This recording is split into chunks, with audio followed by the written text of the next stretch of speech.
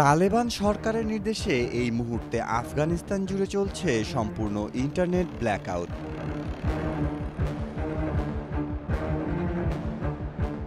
সপ্তাহখানেক আগে fibre optic internet সংযোগ বিচ্ছিন্ন করার পর এবার দেশব্যাপী বন্ধ করে দেওয়া হয়েছে টেলিযোগাযোগ ব্যবস্থা।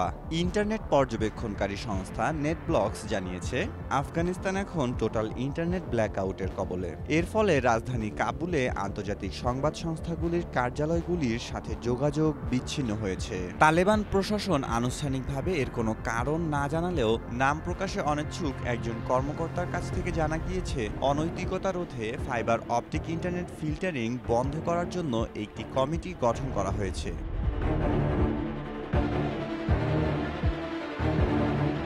ইতিমধ্যেই কাবুলের বিমানবন্দর থেকে বেশ কিছু ফ্লাইট বাতিল হওয়ার খবর পাওয়া গেছে। পাশাপাশি ব্যাংকিং এবং ই-কমার্স ব্যবস্থা বিপর্যস্ত হওয়ায় দেশের অর্থনীতিতে বড় আঘাত আসার আশঙ্কা করা হচ্ছে। ক্ষমতায় আসার পর তালিবানের শরিয়া আইন অনুযায়ী জারি করা একাধিক নিষেধাজ্ঞার মধ্যে এটি সর্বশেষ সংযোজন। পরবর্তী নির্দেশ না দেওয়া পর্যন্ত এই টেলিযোগাযোগ পরিষেবা বন্ধ থাকবে বলে জানানো হয়েছে।